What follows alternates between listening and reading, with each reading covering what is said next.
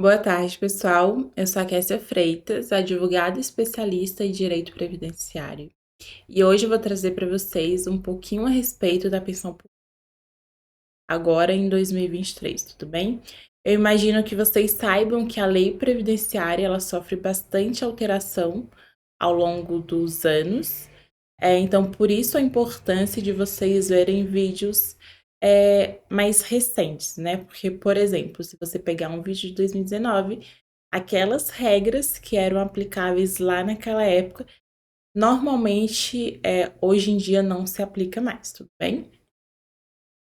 Antes da gente efetivamente entrar no assunto da pensão por morte, eu trouxe esse lembrete para vocês. Nem todo mundo vai ter direito de receber a pensão por morte. Isso porque o INSS, a Previdência Social, ela é um seguro e vai ter direito de receber esse seguro quem efetivamente contribuir financeiramente.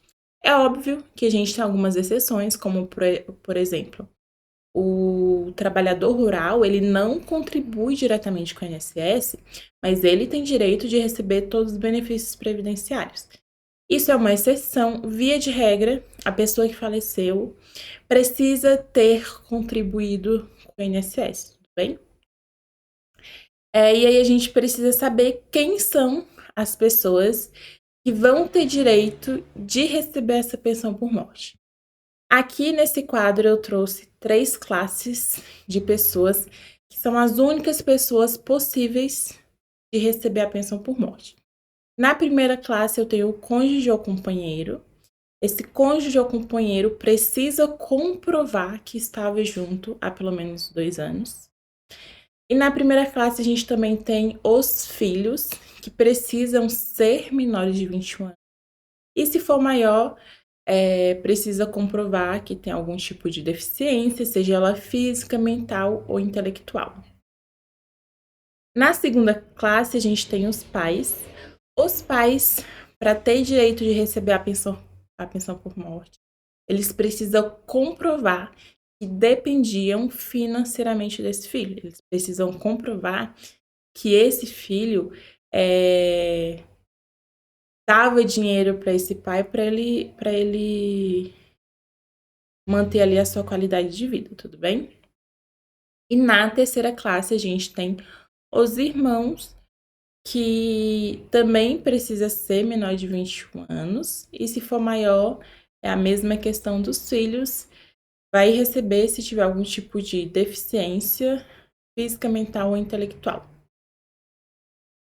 Aqui a gente tem uma observação bastante importante, que é se tiver alguém da classe 1, a classe 2 e a classe 3, automaticamente ela é excluída, ou seja, as pessoas da classe 2 e da classe 3 não vão conseguir receber pensão por morte. O que isso significa?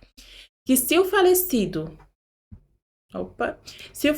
deixou cônjuge ou filho, os pais e os irmãos não vão ter direito de receber a pensão por morte. Então, aqui é um ponto bastante importante. Outro ponto a ser lembrado é que a dependência econômica de quem está na classe 1, ou seja, do cônjuge ou filho, ela é presumida. Você não precisa comprovar que você dependia financeiramente do falecido. No entanto, as pessoas da classe 2 e da classe 3, que são pais e irmãos, precisam comprovar que dependiam desse filho para que consiga receber a pensão por morte. A gente tem uma exceção bastante interessante, que o enteado, menor sob guarda e menor sob tutela, eles conseguem ser equiparados a filho. Então, a gente consegue trabalhar aí em cima dessas pessoas para que elas também tenham direito de receber a pensão por morte. Aqui é uma questão de prazo, tá? A partir de quando começa a contar o prazo para o recebimento do benefício? Funciona da seguinte forma. Filhos menores de idade, têm até 180 dias da data do óbito para requerer o benefício da pensão por morte. E os demais dependentes têm 90 dias, a contar da data do óbito. O que isso significa? Que se passou desse prazo de 180 dias para os filhos menores e dos 90 dias para os demais dependentes, se passou desse prazo, você não vai receber a pensão por morte da data do óbito. Você vai receber da data que você deu entrada no requerimento para frente. Então, por isso a importância de não perder esse prazo, porque se você perder esse prazo, você vai deixar de receber todo esse retroativo, né, da data do óbito para frente. E existem alguns requisitos que o falecido precisa ter cumprido para que os dependentes consigam receber a pensão por morte. São eles: precisa ter no mínimo 18 contribuições para o INSS ao longo da vida.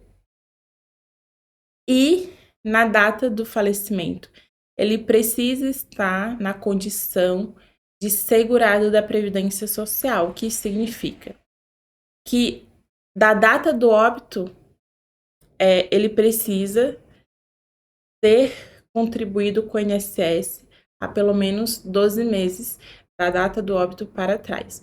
Então, se ele faleceu, eu vou jogar aqui um exemplo por cima, tá? Se ele faleceu dia 1º de janeiro de 2023, a última contribuição dele para o INSS precisa ter sido, no mínimo, dia 1º de janeiro de 2022. Esse prazo de 12 meses, ele pode ser estendido até 36 meses, a gente consegue estender, mas isso é assunto para um outro vídeo que eu vou fazer detalhando melhor sobre isso, tá bom? Aqui a gente tem uma exceção que, se o falecimento ele decorreu de doença do trabalho, acidente do trabalho ou doença profissional, não precisa ter as 18 contribuições. E para quem é cônjuge ou companheiro, não precisa comprovar que estava junto há 2 anos. Próximo. E aí, em relação à união estável, como que funciona para você conseguir receber? Você precisa comprovar que vocês estavam juntos há pelo menos 2 anos. Se vocês se casaram recentemente, sei lá, vocês têm 5 meses de casado, tinham 5 meses de casado, mas antes do casamento vocês já conviviam em união estável, a gente consegue somar esse tempo da união estável com o casamento para se chegar nos 2 anos, ok? A prova de união estável, a gente precisa ter pelo menos 2. Uma antes dos 2 anos e outra dentro dos 2 anos. Então, a gente precisa de, no mínimo, 2 provas que comprovem essa união estável ou esse casamento. Se não conseguir comprovar que está junto há 2 anos e se o falecido não tinha 18 contribuições para o INSS, você só vai receber a pensão por morte por 4 meses.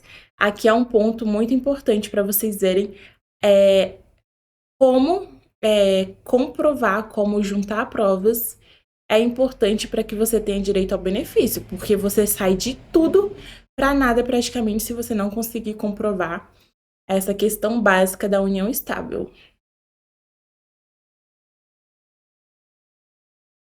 Uma dúvida que é bastante recorrente é se você recebe uma pensão por morte, se você pode se casar novamente. E a resposta é sim, não tem nada que impeça de você se casar novamente. Pode casar no civil, no religioso, pode conviver em união estável sem problema nenhum. A única questão é que você não vai conseguir receber 2 pensões por morte. Então, se você já recebia um e o seu novo companheiro vem a falecer, você não consegue receber as 2, mas você consegue escolher qual a mais vantajosa financeiramente falando, tudo bem? Outra dúvida que é campeã é se consegue acumular pensão por morte com a aposentadoria.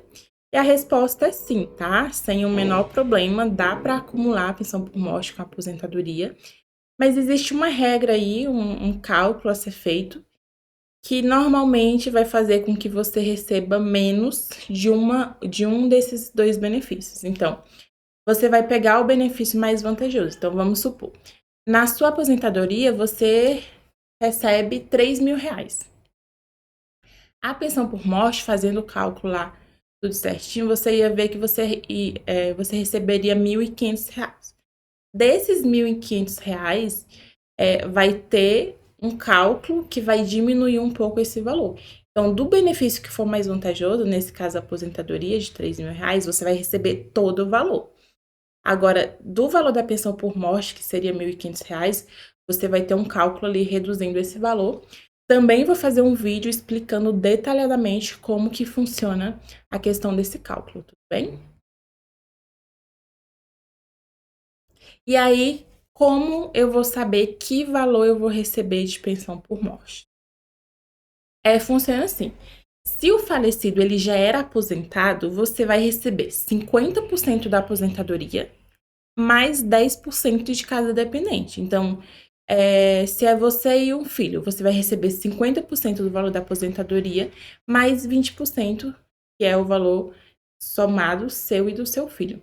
Se ele não era aposentado, é feito um cálculo que. Um minuto. Que diminui ainda mais esse valor. Também vou fazer um vídeo explicando, porque é um cálculo bem complexo. A gente primeiro faz esse percentual que está aqui na tela. De 60%, mais 2% a cada ano de contribuição, que passar de 15% para a mulher e de 20% para o homem. Então, é um negócio bem mais complexo. Vou fazer outro vídeo só para explicar isso.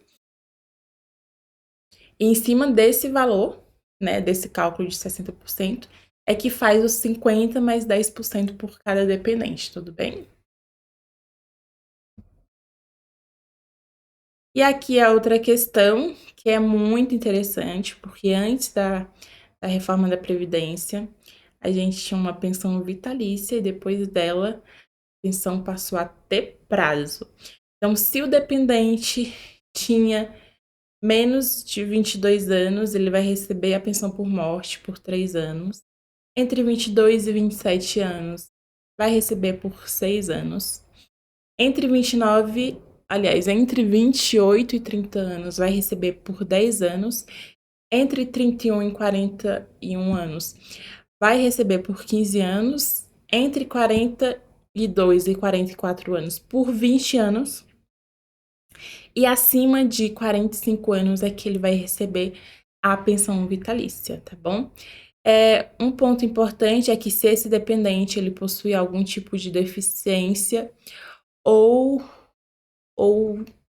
for inválido de alguma forma, ele vai receber essa pensão por morte enquanto ele se mantiver nessa condição de deficiência ou invalidez. Bom, pessoal, é isso.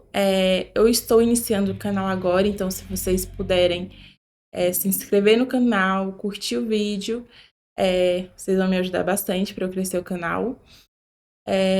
Se tiverem dúvidas, pode deixar nos comentários que eu faço questão de responder. Esses são os meus contatos e obrigada!